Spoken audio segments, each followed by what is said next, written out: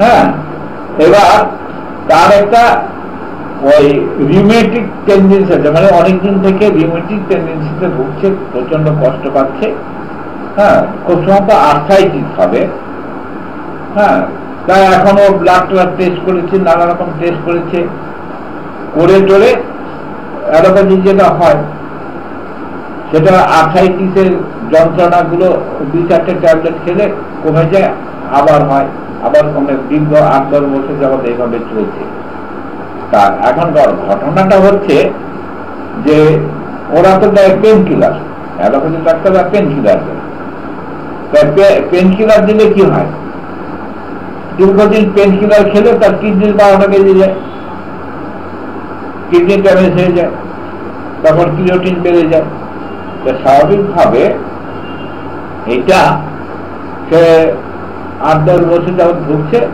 যেন আমাদের কোনো স্টুডেন্টের মাধ্যমে সে আমার সঙ্গে যোগাযোগ করেছিল, যোগাযোগ করলে সে তো থাকে দিল্লিতে, তা ওভার টেলিফোনে তার আমি কেস হিস্ট্রিটা নিয়েছিলাম। নেওয়ার পরে আমার যে মেডিসিনটা টোটালিটি অফ ডিসিজে যে মেডিসিনটা এসেছিল সেই মেডিসিনটা ছিল ক্যালকেরিয়া কার্ড। আমি তো যেটা করি, মানে আমি অত বেশি মেডিসিন দিই না, ক্যালকেরিয়া কার্ড 1 এর 2টো ডোজ দিয়েছি। দেওয়ার পরে তার ওই 2-3 মাস পর্যন্ত খুব ভালো ছিল।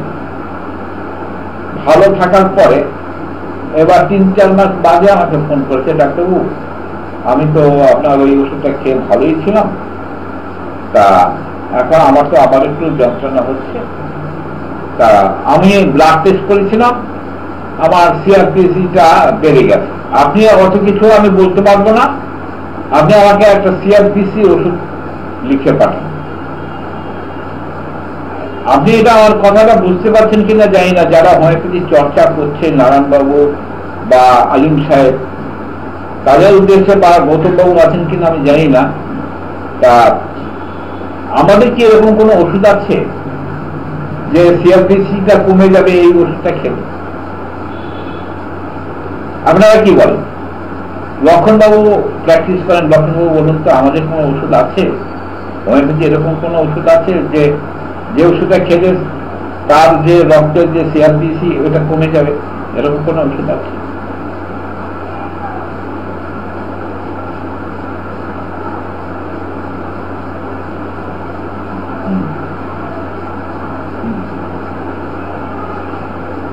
তাহলে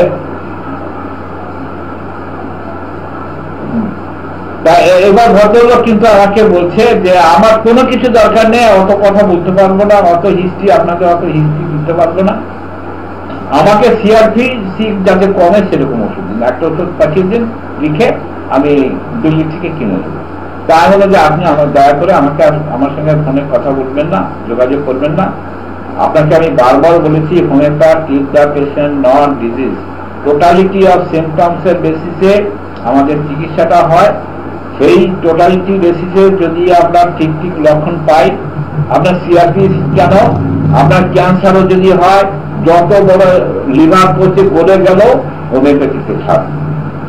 তাৎক্ষণিক ভাবে যদি কোনো কিছু হয়, আমরা তো যেটা অনেকে ভাবতে পারে, অনেকে বলে যে অ্যাকুট ডিজিজ হোমিওপ্যাথিতে ছাড়ে না, যেমন হঠাৎ করে তার হার্ট ব্লক হয়ে গেল কিংবা হার্ট অ্যাটাক হলো, তা এই যদি না করে তাহলে আমাদের কাছে অ্যাকুট কেসটা আমরা কি করে চিকিৎসা করব? যদি হার্ট ফেলিওরের ক্ষেত্রে, হার্ট ব্লকের ক্ষেত্রে, কিংবা প্রেশারের সেন্সলেস হয়ে গেল, কিংবা পেটের যন্ত্রণা কুকলিয়ে পড়লো, অজ্ঞান হয়ে গেল পেটের যন্ত্রণায়, তাই সেই সমস্ত চিকিৎসা যদি হোমিওপ্যাথিতে না কমে, তাহলে আমরা কি করে অ্যাকুট কেসগুলো কি করে হ্যান্ডেল করব? ডায়রিয়া, কলেরা, এগুলো তো তাৎক্ষণিক ব্যাপার। তাহলে ডায়রিয়া, কলেরা যদি আমার 5-10 মিনিটের মধ্যে যদি হোমিওপ্যাথিতে না কমে, তাহলে তো কেউ ডায়রিয়া, কলেরা চিকিৎসা করতে আসবেন। আমি যদি বলি হোমিওপ্যাথি দেরিতে সারে, তা আপনি 3-4 দিনের মধ্যে আপনার সেরে যাবে, তাহলে রোগী তো আমার কাছে থাকবে না। আর একটা ভ্রান্ত ধারণা আছে, এটা নিয়েও আমাদের ক্লাসে আলোচনা হয়েছিল, যে হোমিওপ্যাথি হচ্ছে মহিলাদের ওষুধ আর বাচ্চাদের জন্য। যারা বিড়ি সিগারেট খায়, যারা গাঁজা ভাঙ খায়, তাদের জন্য এটা ওষুধ নয়। তা আমি 37 বছর একটা সরকারি প্রতিষ্ঠানে মেডিকেল অফিসারের চাকরি করেছি। তা আমাদের কাছে কিন্তু ওই বাচ্চারা যেমন আসতো, নিউবর্ন বেবি নিয়ে আসতো, মায়েরাও আসতো, আবার পাশাপাশি বয়স্ক পুরুষ মানুষও আসতো। তা আমি যে এলাকাতে সার্ভিস করতাম সেটা গ্রাম এলাকা, সেখানকার মানুষ গ্রাম্য চাষবাস করে তাদের জীবন জীবিকা নির্বাহ করে, আর যারা মাঠে কাজ করে তারা গাঁজাও খায়, আফিনও খায়, ভাঙও খায়, মদতালিও খায়।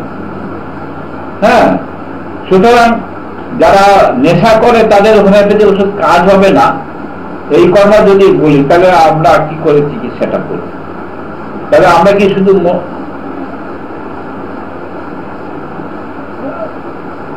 না, রোগীরা বলে, ডাক্তাররা বলে,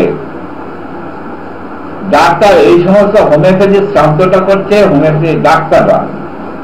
আমাদের ভারতবর্ষে অনেকে বলে যে গভর্নমেন্ট তো এখন হোমিওপ্যাথি ডাক্তারদের চাকরি বাকরি দিচ্ছে, মেডিকেল অফিসারের চাকরি দিচ্ছে, হোমিওপ্যাথি খুব অগ্রগতি হচ্ছে।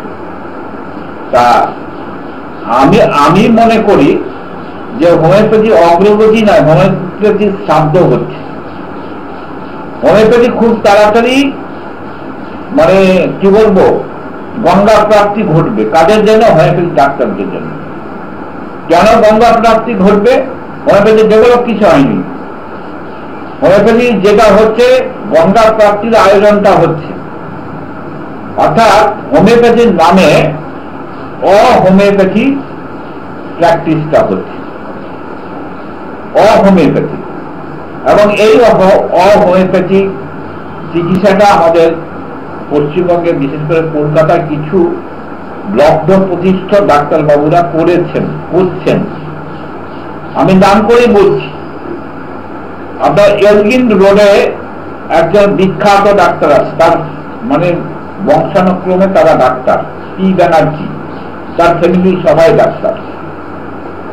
আপনাদের যদি কারো অভিজ্ঞতা থাকে, যদি পি ব্যানার্জি মানে সমস্ত পি ব্যানার্জির ওষুধ যদি প্রেসক্রিপশন আপনারা দেখে থাকেন, আপনারা চমকে উঠবেন। 18টা, 20টা, 22টা ওষুধ সেখানে ব্যবহার করা হয়, প্রেসক্রাইব করা হয়। একটা দুটো নয়, 18টা, 20টা, 22টা ওষুধ প্রেসক্রাইব করা হয়। তা হোমিওপ্যাথির মূল কথাটা কি? What is homeopathy? হোমিওপ্যাথি হচ্ছে সিমিলার, সিমিলিবাস, কিউরেন্টা, সিঙ্গেল ডোজ, সিঙ্গেল মেডিসিন। তাহলে সিঙ্গেল ডোজ, সিঙ্গেল মেডিসিন যেখানে নেই সেটা কি হোমিওপ্যাথি বলে থাকে? আপনার এলাকা, আমার এলাকা, সর্বত্র, ইভেন বাংলাদেশের খবর আমি জানি, যেহেতু বাংলাদেশে একজন স্টুডেন্ট আমাদের আছে। বাংলাদেশে যে সমস্ত ফার্মেসি গুলো আছে, তা সেখানে আপনি আলমারির দিকে একটু তাকাবেন, ওগুলো কি হোমিওপ্যাথিক ওষুধ? ওই যে রং বেরঙের যে মানে বাক্সের মধ্যে যে ওষুধগুলো থাকে, tablet, capsule, shampoo, lotion, syrup, এগুলো কি হোমিওপ্যাথি ওষুধ? এরা কি ব্যাখ্যা দিচ্ছে যে সারা পৃথিবীতে বিজ্ঞানের ডেভেলপমেন্ট হচ্ছে, হোমিওপ্যাথির ডেভেলপমেন্ট হচ্ছে। তা এটা কি ডেভেলপমেন্টের কথা? এটা কি বিজ্ঞানের উন্নতির কথা? বিজ্ঞান কোনটা? যেটা হচ্ছে ইউনিভার্সাল ট্রুথ, চিরন্তন সত্য যেটা, সেটা হচ্ছে বিজ্ঞান। বিজ্ঞান কথা বিশেষ জ্ঞান, বিজ্ঞান কথার মানে হচ্ছে বিশেষ জ্ঞান। তা বিজ্ঞানটা যেটা চিরন্তন সত্য, সূর্য পূর্ব দিকে উঠে পশ্চিম দিকে অস্ত যায়, সূর্যটা স্থির থাকে, পৃথিবী সূর্যের চারিদিকে প্রদক্ষিণ করে। তবে আমার বাপ ঠাকুরদার আমলে এটা হয়েছে, তারও আগে হয়েছে। আবার আমি পৃথিবীতে যখন থাকবো না, আমার নাতি পুতি বা তার বংশধর যখন থাকবে, তখনও কিন্তু সূর্য পূর্ব দিকে উদয় হবে, পশ্চিম দিকে অস্ত যাবে, পৃথিবী সূর্যকে প্রদক্ষিণ করবে, চন্দ্র সূর্য এই সমস্ত সমন্বয়ে অমাবস্যা পূর্ণিমা হবে, জোয়ার ভাটা হবে, এগুলো থাকবে। এটাই তো বিজ্ঞান। বিজ্ঞান সেটা হচ্ছে ইউনিভার্সাল ট্রুথ। বিজ্ঞানে কম্বিনেশন, হোমিওপ্যাথিক বিজ্ঞানে কম্বিনেশনটা অনুমোদন করে না, টনিক পেটেন্ট গুলো অনুমোদন করে না, এটা ডেভেলপ না। অর্থাৎ এইটা আমি বন্যা প্রাপ্তি বলছি কেন, তার একটা ইতিহাস আমি তাহলে বলছি। সেটা হচ্ছে হোমিওপ্যাথির জন্মটা কোথায়? হোমিওপ্যাথির জন্মটা জার্মানে। হোমিওপ্যাথির ডেভেলপটা হয় কোথায়? ইংল্যান্ডে। হোমিওপ্যাথির ব্যাপক প্রসার হয় কোথায়? আমেরিকাতে। এবার হচ্ছে আমেরিকা থেকে ব্যাপক প্রসার হওয়ার পরে সেই আমেরিকাতে আপনারা জানেন বরিক্যান ট্রাভেল, এই কোম্পানিটা আমেরিকার কোম্পানি। আমেরিকার হোমিওপ্যাথিক ফার্মাসি, যে ফার্মাকোলজি বা ফার্মেসি, এই আপনার যে অ্যাক্ট, ফার্মেসি যে অ্যাক্টগুলো, সেটা কিন্তু আমেরিকা, জার্মান, ইংল্যান্ড এই সমস্ত জায়গা থেকে ফলো করা হচ্ছে। এবার আমেরিকাতে যেটা হয়েছিল, আমেরিকাতে এখন আপনারা জানেন কিনা জানি না, আমেরিকাতে কিন্তু এখন হোমিওপ্যাথি ডেভেলপটা নেই। সারা ওয়ার্ল্ডে হোমিওপ্যাথি ডেভেলপটা হচ্ছে ভারতবর্ষের পরে বাংলাদেশ, এবং ভারতবর্ষের মধ্যে আবার সবচেয়ে ডেভেলপ হচ্ছে কলকাতা। মানে ওয়ার্ল্ডে হোমিওপ্যাথ দিকপাল যারা, তারা কিন্তু কলকাতার বুকে আছে, এবং কলকাতার বহু ডাক্তার আমেরিকাতে গিয়ে তারা চিকিৎসা করে। তা এবার হচ্ছে আমেরিকা কেন হোমিওপ্যাথিটা অ্যাবলিশ হয়ে গেল, ওখান থেকে হোমিওপ্যাথিটা নির্মূল হলো কেন? ওখানে নির্মূলটা হলো, ওখানকার যে কোর্স ছিল, ডাক্তারি যে কোর্সটা, সেই কোর্সটা হচ্ছে মূল কারণ। সে কোর্সে 5 বছরের কোর্স ছিল। তা সেই 5 বছরের কোর্সে প্রথম 3 বছর তাদের অ্যালোপ্যাথিক মেডিসিন পড়ানো হতো। আমি বলতে চাইছি না যে অ্যানাটমি ফিজিওলজি আমরা পড়বো না, অ্যানাটমি ফিজিওলজির সাথে সাথে তারা কিন্তু যে মেডিসিনটা নিয়ে আলোচনা করতো সেটা ছিল অ্যালোপ্যাথিক মেডিসিন। এই অ্যালোপ্যাথিক মেডিসিন এবার শেষের যে, আমি টের পেয়েছি কিন্তু করার কিছু নেই, ক্লাস চলছে। তা এই অ্যালোপ্যাথিক মেডিসিন গুলো তা সঙ্গে পরের 2 বছর তারা হোমিওপ্যাথি মেডিকেল কোর্স, অর্থাৎ ডাক্তারি পাঠ যারা করতো তারা অ্যালোপ্যাথি জানতো, হোমিওপ্যাথিও জানতো। এবার হসপিটাল গুলোতে যেহেতু সবাই অ্যালোপ্যাথি জানতো, হোমিওপ্যাথি জানতো, হসপিটাল গুলোতে সেখানে যে চিকিৎসাটা হতো, যে চিকিৎসক তার পছন্দ মতো চিকিৎসাটা করত। এবার অ্যালোপ্যাথি সম্বন্ধে যাদের ধারণা আছে তারা বুঝতে পারবেন যে আমার দুটো বিদ্যা যখন জানা আছে, রোগীর ক্ষেত্রে আমরা কি কষ্ট করে রোগীর ওই কেস হিস্ট্রি নেব? একটা কেস হিস্ট্রি নিতে 2-3 ঘন্টা সময় লাগে। তা আমরা কেস হিস্ট্রি নিয়ে সিঙ্গেল মেডিসিনটা দেবো, না আমার সহজ পথ আছে, বুকটা দেখলাম, নাকটা দেখলাম, কানটা দেখলাম, ইসিজি করলাম, আল্ট্রাসোনোগ্রাফি করলাম, বিভিন্ন রকম টেস্ট করে আমি ফাইন্ডিং করে আমার ডায়াগনোসিস করে আমি ওষুধ দেবো, কোনটা সহজ হবে? এবার দেখা গেল যে 99টা ছাত্র বা 99টা ডাক্তার তারা কিন্তু অ্যালোপ্যাথি চিকিৎসাটা শুরু করলো, হোমিওপ্যাথি আস্তে আস্তে ভুলেই গেল। তা এইভাবে কিন্তু আমেরিকাতে যে কোর্স সিলেবাসটা তৈরি হয়েছিল, সেই কোর্স সিলেবাসের জন্য কিন্তু আমেরিকা থেকে হোমিওপ্যাথিটা উঠে গেল। আমরা যখন পড়াশোনা করেছি তখন কিন্তু আমাদের সিস্টেমটা অন্যরকম ছিল। সেখানে অ্যালোপ্যাথি মেডিসিনের নামগন্ধ ছিল না। আমরা যা পড়তাম অর্গানান পড়তাম, আমরা পড়তাম হোমিওপ্যাথি ম্যাটেরিয়াল মেডিকেল পড়তাম। তবে হ্যাঁ, আমাদের যে সমস্ত শিক্ষকরা ছিলেন যারা অ্যানাটমি পড়াতেন, তখন তারা অ্যালোপ্যাথিক কলেজের অধ্যাপক ছিলেন।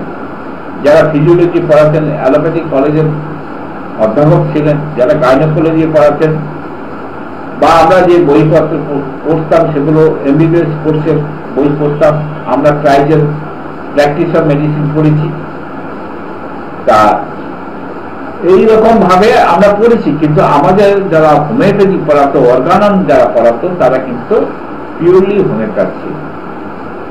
এখন কেন্দ্রীয় সরকার যেটা তৈরি করেছে, অর্থাৎ সেন্ট্রাল কাউন্সিল অফ হোমিওপ্যাথি, যার হেড অফিস আছে নির্মাণ ভবন, নিউ দিল্লি, তারা একটা সিলেবাস তৈরি করেছে। সিলেবাসটা সঠিক আছে, কিন্তু সেখানে যেভাবে পড়ানো হয়, অর্থাৎ আপনার হাতের কাছে যদি কেউ বিএসএমএস ছাত্র থাকে বা বিএসএমএস পাস করে থাকে, ক্যালকাটা ইউনিভার্সিটি অনুমোদিত যে কোর্সটা, সেই কোর্সটা কিন্তু দেখবেন যে তাদের যে ক্লাসটা হয়, তাদের যেখানে আউটডোর ডিসপেন্সারি করতে হয় বা যে ক্লিনিক্যাল যে ক্লাসগুলো হয়, সেগুলো কিন্তু অ্যালোপ্যাথি হসপিটাল।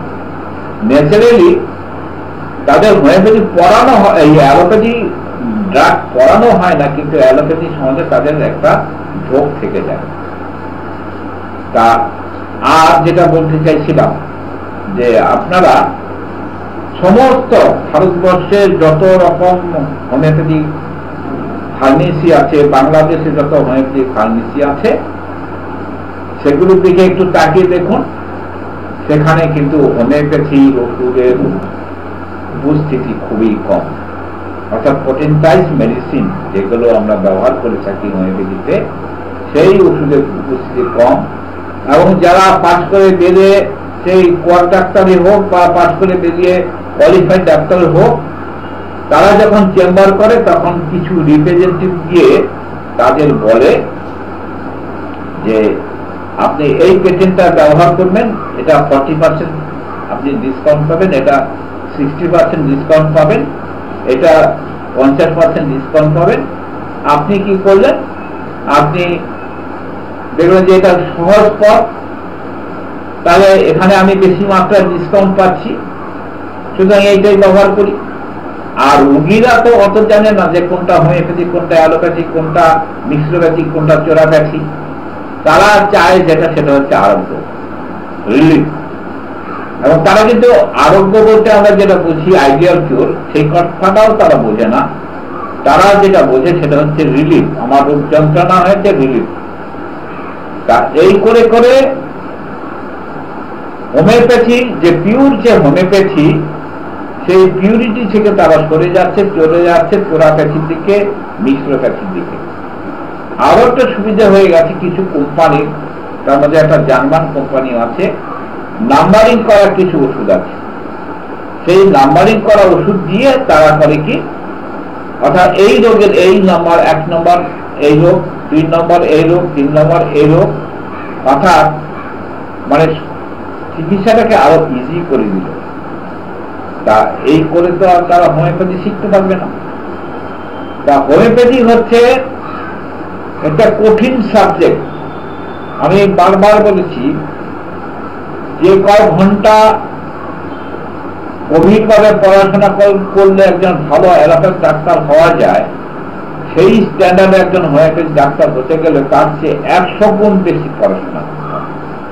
আপনাকে অ্যানাটমি পড়তে হবে, ফিজিওলজি পড়তে হবে, গাইনোকোলজি পড়তে হবে, মিডওয়াইফারি পড়তে হবে, মেডিকেল জুরিসপ্রুডেন্স পড়তে হবে, সমস্ত সাবজেক্ট পড়তে হবে। সেই সঙ্গে হোমিওপ্যাথিটা বুঝতে হবে।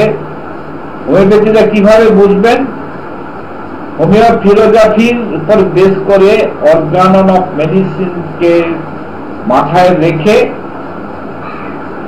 এভলিউশন সিমটমস করবেন, কাকে সাহায্য নিয়ে রেপাটাইজেশন করে আপনি একটা মাত্র ওষুধ সিলেক্ট করবেন, একটি মাত্র সিঙ্গেল মেডিসিন সিলেক্ট করবেন, সেটা হবে আপনার সিলেক্টেড মেডিসিন। সুতরাং এই কাজটা করা খুব কঠিন, এই কাজটা অত সহজে হবে না। পিওরলি হোমিওপ্যাথি চিকিৎসা করতে গেলে সারাদিনে আপনি বড় জোর 3 থেকে 4টে বেশি রুগী দেখতে পারবেন না। 3 থেকে 4টে রুগী যদি দেখতে হয় তাহলে ন্যাচারালি আপনাকে একটা ফি নিতে হবে। ওই 10 টাকার ওষুধ দিলাম আর ওষুধ দিয়ে দিলাম, একসঙ্গে 100, 150, 200 রুগী দেখলাম, সেটা করে হোমিওপ্যাথি হয় না, সেটা মিক্সোপ্যাথি হয়, জোড়াপ্যাথি হয়। তা যাই হোক, তা হোমিওপ্যাথি সম্বন্ধে এখনো যেটা আমাদের বিষয় সেটা হচ্ছে আমাদের গভীর অধ্যয়ন করতে হবে। আচ্ছা, নারায়ণবাবুকে এবার একটু সময় দিতে পারবেন?